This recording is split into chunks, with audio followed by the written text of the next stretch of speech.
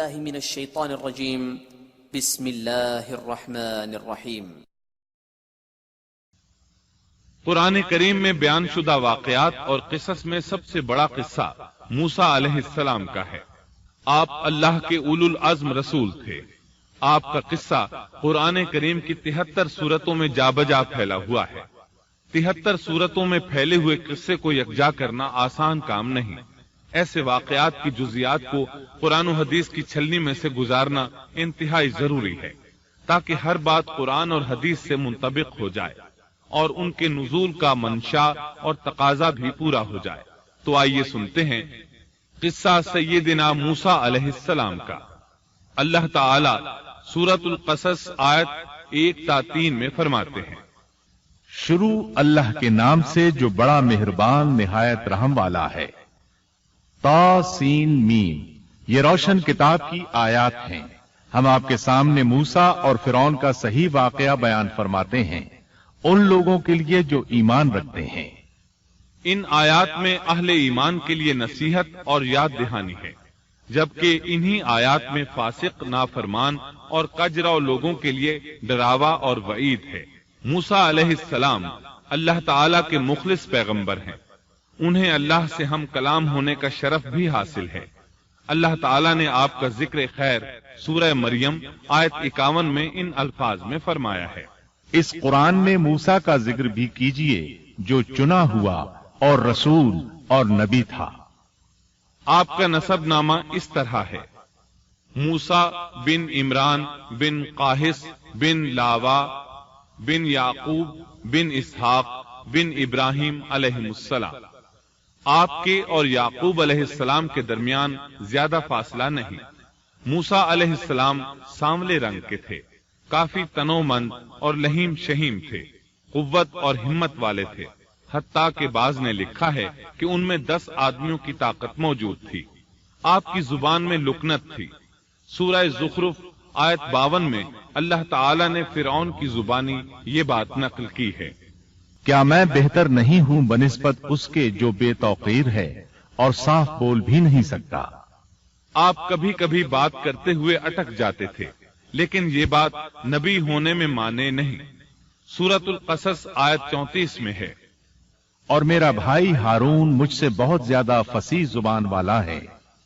آپ کی گفتگو میں روانی نہیں تھی۔ یہی وجہ ہے کہ آپ نے ہارون علیہ السلام کے ذریعے اللہ تعالی سے مدد مانگی۔ اس کی تفصیل یوں ہے، بنو اسرائیل یعنی سیدنا یعقوب علیہ السلام کی اولاد نے سیدنا یوسف علیہ السلام کے زمانے میں فلسطین سے مصر کی جانب نقل مکانی کی، جیسا کہ ہم نے قصہ یوسف کے آخر میں ذکر کیا ہے، اور سورہ یوسف آیت 99 میں ہے۔ یوسف نے اپنے ماں باپ کو اپنے پاس جگہ دی۔ اسی طرح سورہ یوسف آیت 100 میں ہے، اور اس نے اپنے تخت پر اپنے ماں باپ کو اونچا بٹھایا اور سب اس کے سامنے سجدے میں گر گئے۔ سیدنا یعقوب علیہ السلام، ان کی بیوی اور ان کے صاحبزادے سب کے سب ہجرت کر کے یوسف علیہ السلام کے پاس مصر پہنچ گئے۔ یوسف علیہ السلام مصر کے حاکم تھے، پھر سب وہیں رہائش پذیر ہو گئے۔ مورخین نے لکھا ہے جب وہ مصر میں داخل ہوئے تھے تو ان کی تعداد 80 تھی، پھر ان کی تعداد بڑھتی چلی گئی اور یہ زیادہ ہوتے چلے گئے، یہاں تک کہ جب موسیٰ علیہ السلام انہیں لے کر مصر سے باہر نکلے تو ان کی تعداد قریباً 6 لاکھ کے قریب تھی، اور یہ سب یوسف علیہ السلام کے عہد کے بعد ہوا۔ یوسف علیہ السلام کے زمانے میں مصر کا بادشاہ فرعون تھا۔ فرعون ایک لقب ہے، جیسے قیصر، کسرا اور نجاشی لقب ہیں۔ ملک حبشہ کے ہر بادشاہ کو نجاشی کہتے ہیں۔ ملک روم اور قسطنطنیہ کے ہر فرما روا کو قیصر کہتے ہیں۔ ملک فارس کے ہر بادشاہ کو کسرا کہا جاتا تھا۔ اسی طرح جو بھی ملک مصر کا بادشاہ بنتا تھا فرعون کہلاتا تھا، اور یہ سب اس زمانے کی باتیں ہیں۔ یوسف علیہ السلام کے زمانے میں اس فرعون کا نام ایان بن وعید تھا۔ اس کے عہد میں یوسف علیہ السلام صاحب اختیار ہو گئے۔ یہ آپ کا بہت احترام کرتا تھا، اچھی طرح جانتا تھا کہ یوسف علیہ السلام اس کے دین پر نہیں ہے، اس کے باوجود وہ آپ پر اعتبار کرتا تھا۔ آپ ہی اس کی سلطنت کے اہم امور انجام دیتے تھے۔ یوسف علیہ السلام نے اپنی خداداد حکمت عملی سے ملک کو قحط سالی سے بچایا، بھوک اور افلاس سے نجات دلائی۔ اس لحاظ سے یوسف علیہ السلام کے دور میں بنی اسرائیل نے شاہانہ زندگی بسر کی۔ ملک مصر میں انہیں اعلی مقام حاصل تھا۔ ایان کی وفات کے بعد قابوس بن مصعب بادشاہ بنا۔ یہ نہایت ظالم، جابر اور مشرک تھا۔ اس نے بنی اسرائیل پر مصیبتوں کے پہاڑ توڑے، لیکن ایسا یوسف علیہ السلام کی وفات کے بعد ہوا۔ پھر قابوس کی وفات کے بعد ایک اور فرعون مصر پر حکمران ہوا۔ یہ ولید بن مصعب تھا، یعنی قابوس کا بھائی تھا۔ اس ولید بن مصعب کی بیوی آسیہ بنت مزاحم تھی۔ ان کے متعلق نبی کریم صلی اللہ علیہ وسلم کا ارشاد گرامی ہے، مردوں میں تو بہت سے کامل ہوئے، لیکن عورتوں میں مریم بنت عمران اور فرعون کی بیوی آسیہ کے سوا اور کوئی کامل نہیں ہوا، اور بلا شبہ عائشہ رضی اللہ عنہا کی فضیلت تمام عورتوں پر ایسی ہے جیسے تمام کھانوں پر سرید کی فضیلت ہے۔ آسیہ ایک نیک، پاک باز اور مومنہ خاتون تھی۔ فرعون نے انہیں زبردستی غصب کر کے لانے کا ارادہ کیا، یعنی ان کے باپ سے چھین کر زبردستی اپنے پاس رکھنے کا ارادہ کیا۔ اس پر ان کے باپ نے کہا وہ ابھی کم عمر ہے۔ فرعون بولا نہیں، وہ کم عمر نہیں ہے، تو اس کا نکاح حق مہر کے عوض میرے ساتھ کر دے۔ اب آسیہ کا باپ ان کے پاس آیا اور فرعون کے ارادے سے انہیں باخبر کیا۔ انہوں نے کہا میں ایک کافر سے کس طرح شادی کر سکتی ہوں؟ اس پر فرعون نے پورے خاندان کو ہلاک کرنے کی دھمکی دی۔ آخر کار سیدہ آسیہ نے اپنے خاندان کو بچانے کے لیے اس سے نکاح کر لیا، لیکن اس سے حق مہر لینا پسند نہ کیا۔ اس طرح سیدہ آسیہ نے دل سے برا جانتے ہوئے فرعون کے ساتھ زندگی بسر کی۔ اس کے گھر پہنچ کر وہ اس جیسی کافرہ نہیں بنی، بلکہ پکی مومنہ رہی۔ بہرحال یہ تھا ان کی شادی کا واقعہ۔ یہ فرعون یعنی ولید بن مصعب بہت جابر اور ظالم شخص تھا۔ ظلم و جبر کی ان آخری حدوں کو پہنچ گیا تھا جن تک شاید انسانوں میں سے کوئی بھی نہ پہنچا ہوگا، یہاں تک کہ اس نے رب ہونے کا دعویٰ کر دیا۔ وہ اللہ تعالیٰ کا انکار کرتے ہوئے کہا کرتا تھا، فرعون کہنے لگا اے درباریوں، میں تو اپنے سوا کسی کو تمہارا معبود نہیں جانتا۔ اور وہ یہ بھی کہتا تھا، کہنے لگا تم سب کا رب میں ہی ہوں۔ اس نے الوہیت اور ربوبیت دونوں میں اللہ تعالیٰ سے جھگڑا کیا۔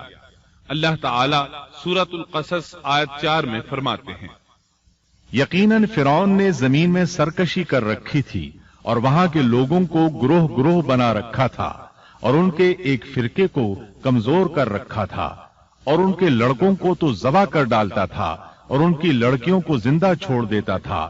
بلا شک و شبہ وہ تھا ہی فساد کرنے والوں میں سے۔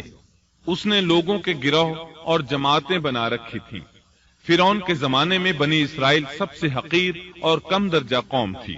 فرعون نے انہیں حد درجے ذلیل اور بے عزت بنا رکھا تھا۔ سبھی کو معاشرے میں نچلے طبقے میں شمار کیا جاتا تھا، جبکہ مصر میں یہی لوگ شاہانہ زندگی گزارا کرتے تھے۔ فرعون نے اعلان کرا رکھا تھا کہ بنی اسرائیل سب کے سب غلام ہیں۔ وہ ان سے زر خرید غلاموں کی طرح مزدوری لیا کرتا تھا۔ ان کی عورتوں سے لونڈیوں، باندیوں جیسا برتاؤ کیا جاتا تھا۔ وہ جو چاہتا تھا ان سے کرتا تھا۔ اس نے یہ حکم اپنی رعایا میں عام دے رکھا تھا۔ مصر کے باشندے اعلیٰ درجے کے لوگ سمجھے جاتے تھے، وہ قبطی کہلاتے تھے۔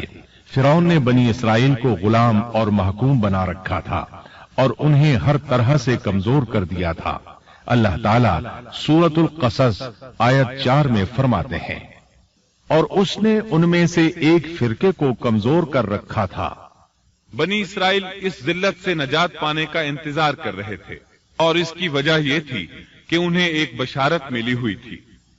اس کے مطابق ان کا نظریہ تھا کہ فرعون کے گھر سے ایک بچہ نکلے گا جو انہیں نجات دلائے گا، اور یہ بھی بیان کیا جاتا ہے کہ یہ بشارت انہیں اس طرح ملی تھی کہ خود فرعون نے خواب دیکھا تھا کہ بیت المقدس سے آگ نکل کر مصر کی جانب بڑھتی چلی آ رہی ہے۔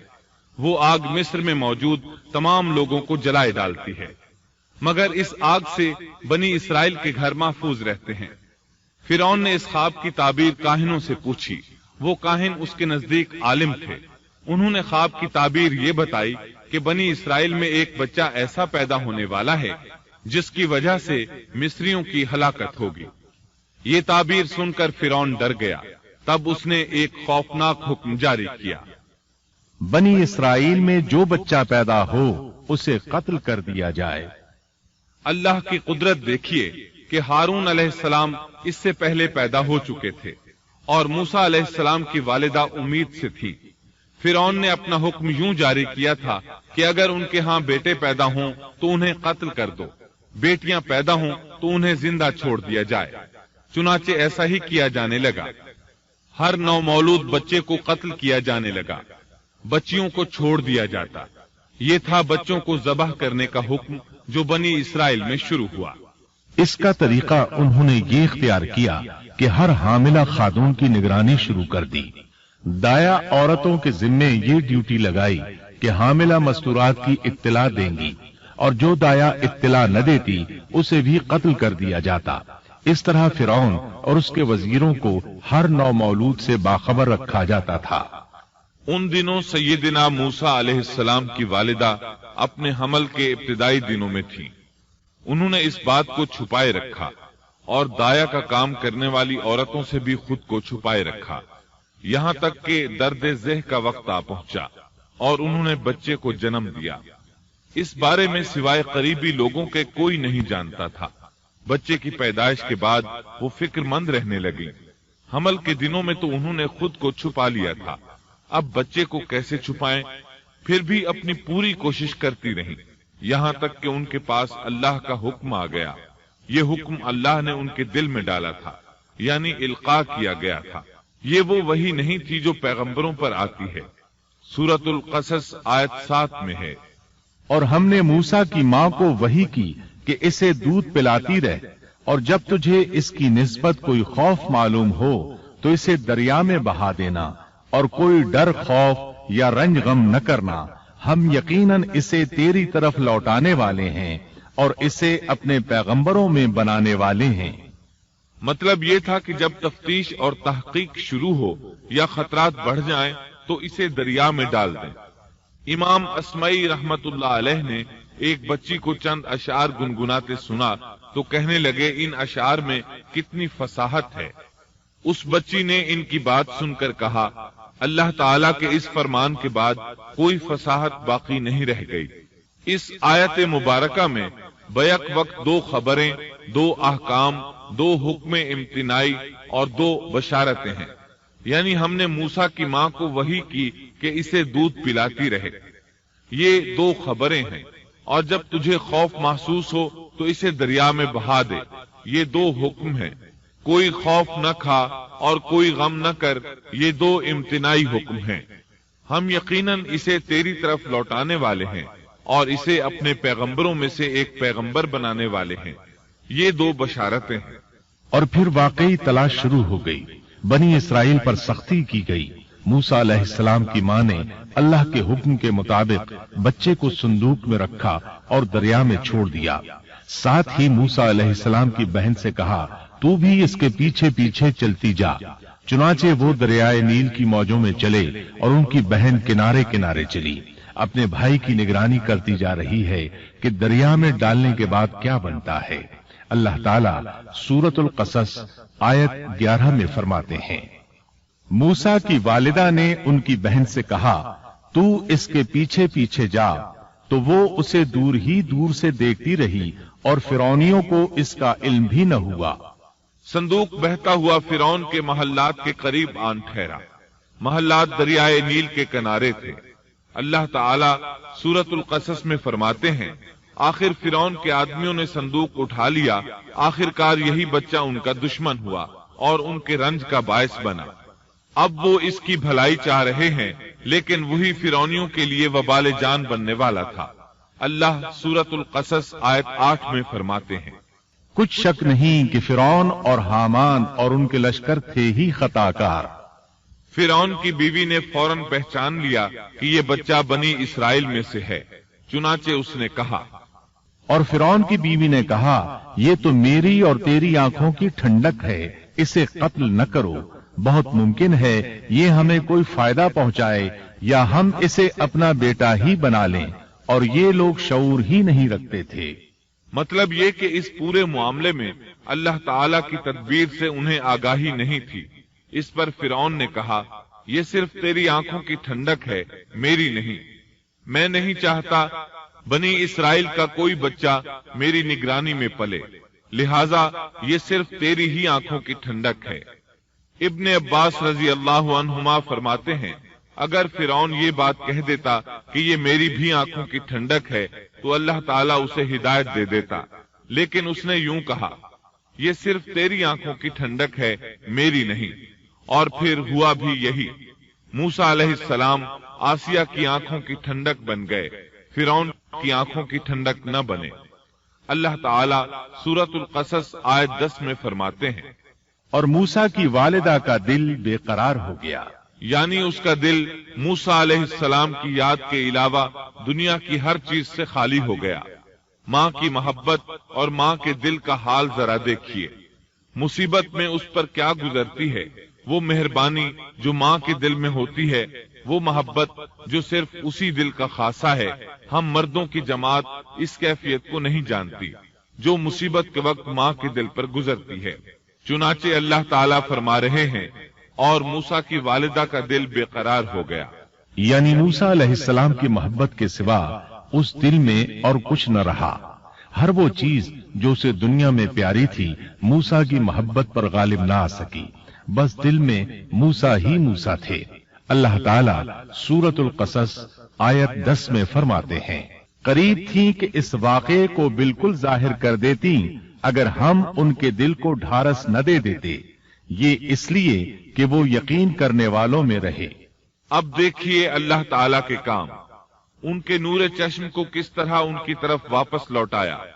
बच्चा जब महल में पहुंचा तो उसने दूध के लिए रोना शुरू कर दिया।